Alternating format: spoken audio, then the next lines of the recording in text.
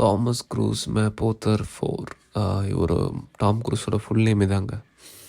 61 year ஆனவர். இவர் வந்து ஏஜ் லைக் ஃபைன் வைன்னு சொல்லுவாங்க. அதாவது இவருக்கு வயசே ஆக மாட்டேங்க, அந்த மாதிரி தான் இருக்கார். இவரோட ரெக்கார்ட்ஸ் பார்த்திங்கன்னா டோட்டலாக வந்து $4 billion கிராஸ்ட் ஆகிருக்கு.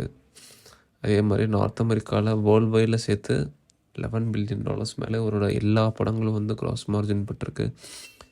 அதே மாதிரி வேர்ல்ட்ஸ் ஹையஸ்ட் பெய்டு ஆக்ட்ரஸ் லிஸ்ட்லேயே இருந்திருக்கார் இவர் ஒரு காலகட்டத்தில்.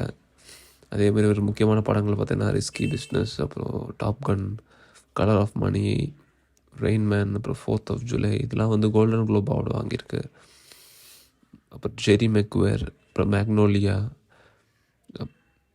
இந்த த ஃபோம், அப்புறம் இன்டர்வியூ வித் த வேம்பயர், இதெல்லாம் வந்து கோல்டன் குளோப்ஸ் அவார்டில் பெஸ்ட்டாக தேர்ந்தெடுக்கப்பட்டது. இல்லாமல் மேக்னோலியாலாம் வந்து அகாடமி அவார்ட்ஸ்க்கு வந்து நாமினேட் ஆகிருக்கு.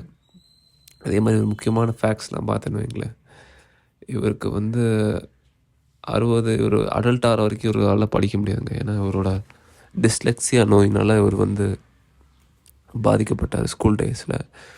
அதாவது மற்ற கிட்ஸ் மாதிரி உங்களுக்கு லேர்னிங் எபிலிட்டியே கிடைக்காதுங்க. ஒரு மாதிரி ரிமெடியல் லேர்னிங், அதாவது பார்த்து படிக்கிற மாதிரி தான், கேட்டு இல்லை பார்த்து விஷுவல் லேர்னிங் ஒரு ஹியரிங் அந்த மாதிரி தான் இருக்கும். மற்றபடி இவருக்கு அந்த அவராவுக்கு அந்த செல்ஃப் லேர்னிங் வந்து ரொம்ப கஷ்டப்பட்டார். அதே மாதிரி ஒரு வாழ்நாள் ஆஸ்கர் வாங்கினதே இல்லைங்க. மேக்னோலியா, ஜெரி மெக்வேர், அப்புறம் born of the 4th July, on the 4th July, அந்த 3 படங்களுக்கு மட்டும் ஆஸ்கர் நாமினேட் ஆகிருக்கு. அதே தவிர்த்து இவர் வந்து ரேபேன், நமக்கு தெரிஞ்ச ஃபேமஸான கோலோஸ் கம்பெனி, 1980s வந்து இவங்க ரொம்ப ரொம்ப கஷ்டப்பட்டுட்டு இருந்தாங்க ஃபினான்ஷியலாக.